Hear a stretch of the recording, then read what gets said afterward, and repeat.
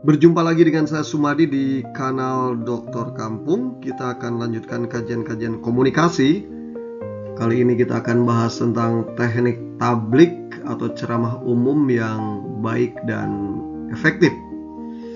Ceramah umum atau tablik memang identik dengan Islam, tetapi sesungguhnya teknik-teknik berikut itu juga bisa digunakan oleh agama-agama yang lain, para pembicara atau penyuluh agama yang lain, atau para tokoh agama yang lain.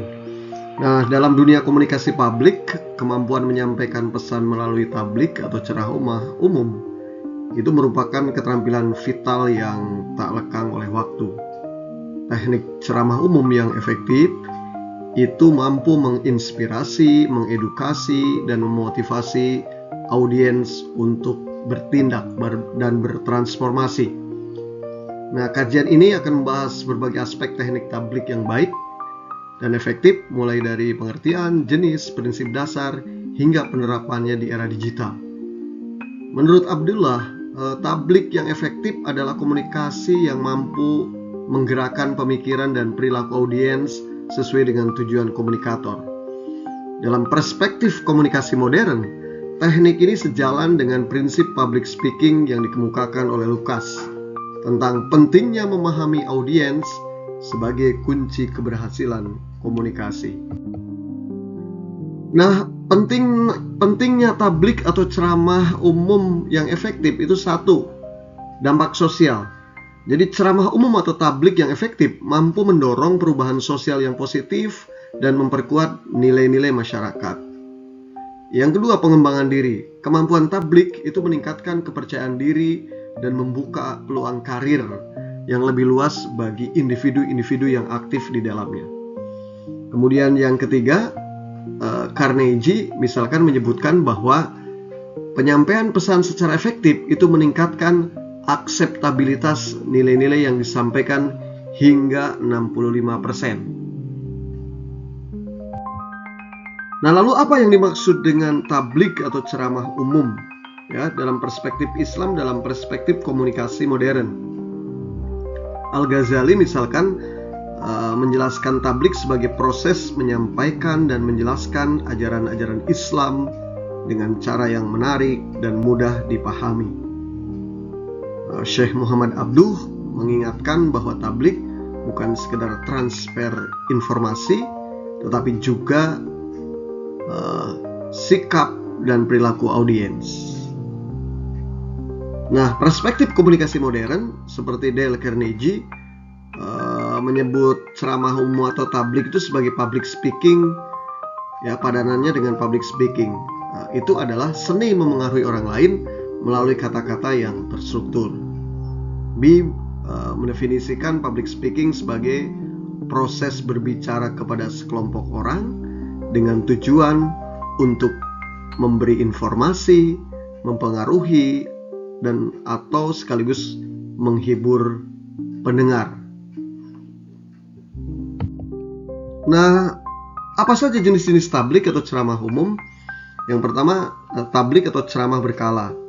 Di kalangan Islam ini biasanya dilakukan secara rutin dan terjadwal seperti khutbah Jum'ah. Kalau saudara kita yang Kristen misalkan khutbah Minggu atau khutbah Sabtu atau sesuai jadwal lah begitu. Kemudian ada pengajian umum.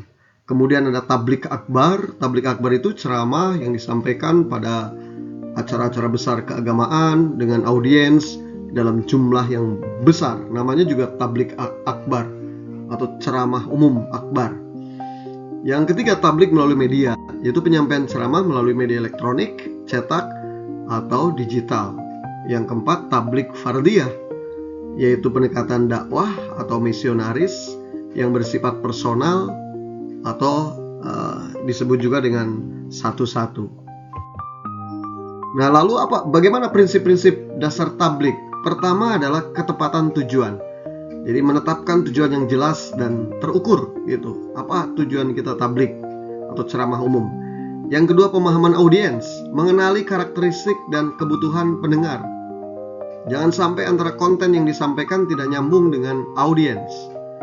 Ketiga, kualitas konten, materi yang sahih, ya. ilmu yang valid, gitu, relevan, dan juga terstruktur. Kemudian yang keempat itu teknik penyampaian, gaya, intonasi, bahasa tubuh yang efektif itu perlu diperhatikan. Penelitian yang dilakukan oleh University of Southern California menunjukkan bahwa 93% efektivitas komunikasi ditentukan oleh cara penyampaian, termasuk bahasa tubuh dan intonasi suara. Nah, hal ini memperkuat pendapat Ilaihi bahwa tabligh yang efektif itu harus memadukan kekuatan konten dengan kecakapan retorika yang mumpuni. Nah, lalu bagaimana metode efektif ceramah umum atau tabligh? Pertama, persiapan komprehensif.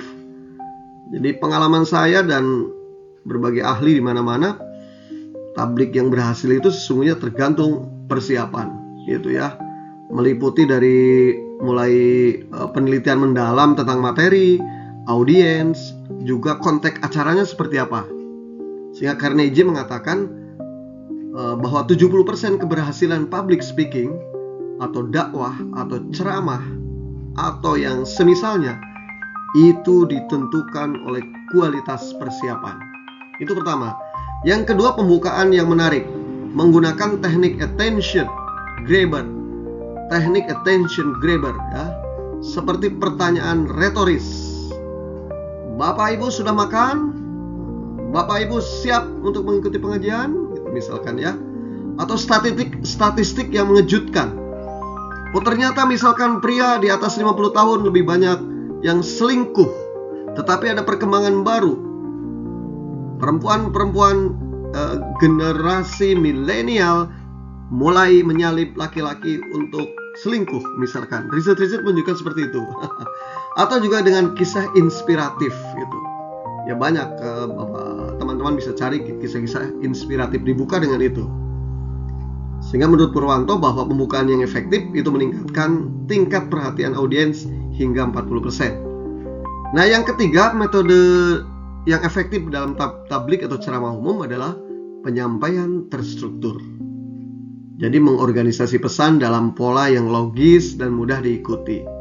Reynolds menekankan pentingnya struktur pesan yang jelas untuk memudahkan audiens, agar audiens memahami dan mengingat isi ceramah. Para ahli mengatakan ya ada pembuka, kemudian minimal 3 hal lah gitu. 3 hal penting pada pertemuan hari ini yang bisa kita ingat atau bisa kita sampaikan, baru kesimpulan.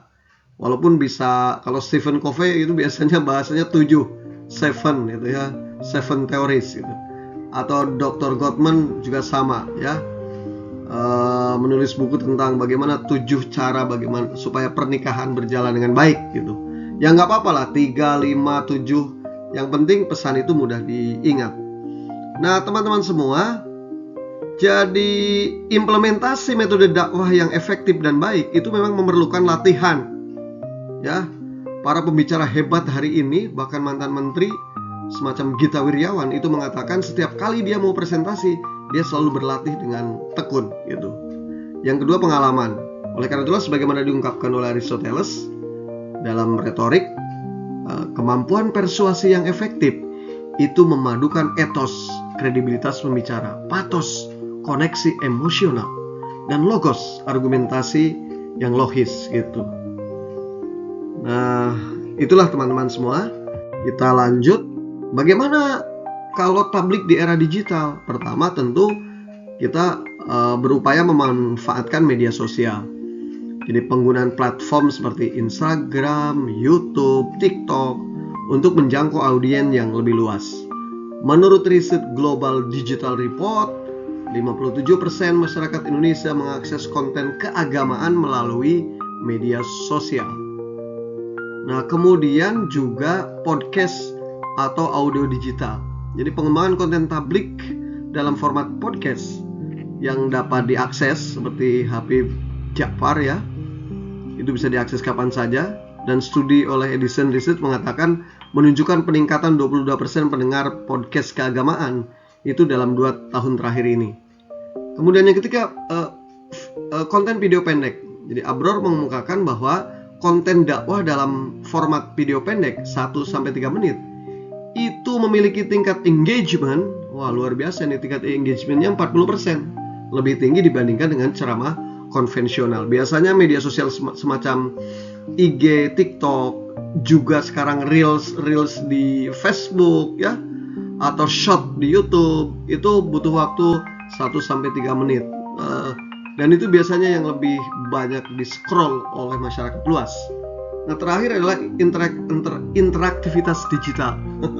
Menurut Brown dan Green, bahwa tablik atau ceramah umum itu bisa menggunakan fitur-fitur interaktif semacam polling, Q&A, bahkan quiz online. Dan ini akan lebih mengingatkan apa yang kemudian kita sampaikan di dalam dakwah era digital ini. Nah, era digital ini telah mengubah landscape tablik secara signifikan memang ya. Sebagaimana diungkapkan oleh Prensky, bahwa generasi digital natives ya, anak-anak Gen Z, anak-anak generasi Alpha, milenial itu memiliki preferensi dan pola konsumsi informasi yang berbeda dari generasi sebelumnya. Oleh karena itulah ini menjadi sebuah keharusan tablik juga memanfaatkan media sosial. Nah, ini contoh praktik tablik yang baik ya. Pertama, penggunaan suara. Jadi ada variasi intonasi, volume dan kecepatan bicara untuk menjaga perhatian audiens. Kalau di YouTube ini saya agak cepat karena supaya tidak terlalu lama materinya ya gitu. Tapi intinya intonasi itu ya ada cepat, ada lambat, ada naik, ada turun, ada menengah. Tergantung diksi atau kalimat apa yang kemudian menjadi titik penekanan bagi kita semua. Kemudian juga jangan lupa bahasa tubuh. Jadi gerakan tangan, ekspresi wajah, dan postur tubuh itu harus dilakukan untuk mendukung pesan verbal. Biasanya bahasa tubuh itu justru pengalaman saya itu refleks gitu antara lisan dan bahasa tubuh kalau kita sudah biasa. Sehingga antara lisan dan bahasa tubuh itu apa yang diomongkan, apa yang digerakkan, disimbolkan dalam gestur tubuh biasanya relate gitu, atau connect lah, atau compatible ya, nyambung gitu. Nah, yang terakhir storytelling ya, penggunaan kisah inspiratif dan relevan untuk memperkuat pesan utama. Nah, ini contoh dan praktik tablik dan ceramah umum ya. Sekarang ada tablik forum akademis. Kalau forum akademis, saya menyampaikannya biasanya melalui teks suci, Quran, hadis, kemudian fenomena sosial hari ini, menggunakan teori-teori komunikasi, teori-teori sosial yang terkait gitu. Nah, jadi juga diperkuat dengan riset-riset terkait. Jadi nyambung antara teks suci, teori-teori ilmiah, kemudian riset, kemudian konteks kehidupan hari ini. Nah, kemudian tablik generasi milenial. Ini bagus kalau lebih dengan bahasa santai, tidak terlalu formal dan dialogis gitu. Kalau tablik tradisional biasanya lebih dominan monolog. Tapi memang ini masih cukup efektif di daerah-daerah pedesaan. Nah, bagaimana tantangan dan solusi dalam praktek tablik kontemporer? Memang ada tantangan atensi audiens yang pendek. Maka solusinya teknik chunking dan storytelling lah salah satunya. Atau tadi ada data-data pertanyaan yang retoris. Yang kedua, keragaman audiens. Maka karena audiens itu beragam, jangan dianggap homogen ya, baik dari segi politik, budaya, cara beragama, cara pandang. Maka perlu pendekatan yang inklusif dan universal. Kemudian kompetisi dengan hiburan digital ya, ini kelemahan atau tantangan dari para tabliger gitu ya, atau para ceramah, speaker, itu adalah tantangan hiburan. Jadi bagus kalau ada penceramah mampu mengintegrasikan dengan edutainment gitu. Kemudian hoax dan informasi tidak akurat, maka perlu kita verifikasi dan referensi yang valid. Banyak kadang-kadang kita berceramah dengan referensi-referensi yang asal, itu bahaya. Kemudian juga ada polarisasi sosial, maka perlu pendekatan yang moderat, dialog, dan wasatiyah. Saya kira ini tantangan penting. Kadang kegagalan dalam tablik atau ceramah umum mengabaikan tantangan-tantangan hari ini. Kesimpulannya, memang kita semua harus terus beradaptasi berkelanjutan dalam peningkatan kualitas dan kualifikasi sebagai penceramah. Yang kedua juga keseimbangan antara konten dan metode.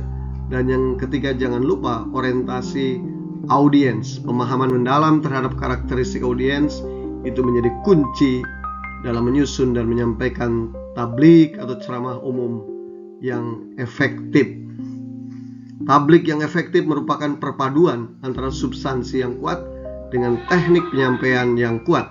Sebagaimana diungkapkan oleh Covey, komunikasi yang efektif bukanlah sekedar berbicara dengan jelas, tetapi memastikan bahwa pesan Anda didengar dan dipahami. Terima kasih, mari kita diskusikan agar kajian kita lebih luas dengan elaboratif atau masukan-masukan atas kekurangan materi ini.